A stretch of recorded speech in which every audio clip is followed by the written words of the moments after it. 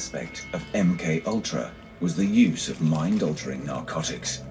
In search of so-called truth serums, the CIA experimented with sodium pentothal and lysergic acid diethylamide, or LSD, a drug originally developed in a Swiss lab in 1943.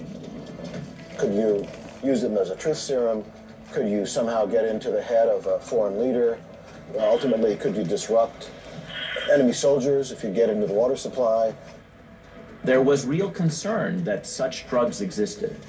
And so the CIA, in a decision that later CIA leaders publicly regretted, decided that the national security threat posed by the possibility that the Soviets and their allies had mind-altering drugs that could change people's loyalty, that alone gave it the right to experiment on American citizens without their knowledge.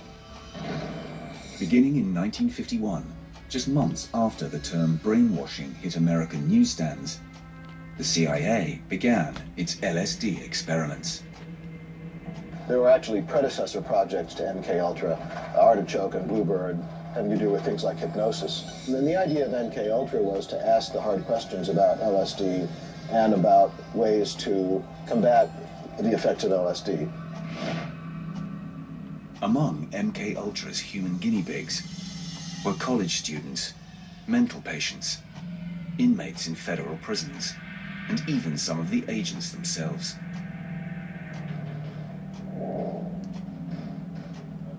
November 19th, 1953. Frank Olson, an airborne disease specialist with the US Army Chemical Corps, shared a bottle of alcohol with colleagues at a retreat in Western Maryland.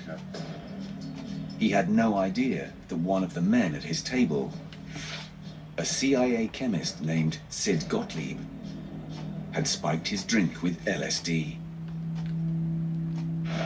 Throughout the following week, Olson's wife and co-workers noticed disturbing behavior in the otherwise level-headed scientist.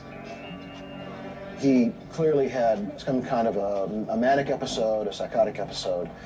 He was taken to New York to see a doctor who had a high security clearance, and he fell to his death from the hotel across from what is now Madison Square Garden.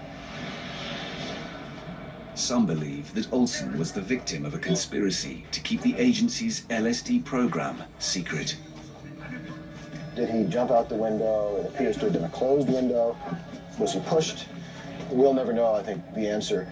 The fact, though, is that the death of Frank Olson was not only a catastrophe for his family, but also has led to decades of skepticism and suspicion about the agency. Throughout the 1950s and early 1960s, the CIA's contracted physicians performed hundreds of LSD experiments on unwitting human guinea pigs. One of them, a 28-year-old bank robber from Boston, was to become one of the most wanted fugitives in America, second only to Osama bin Laden.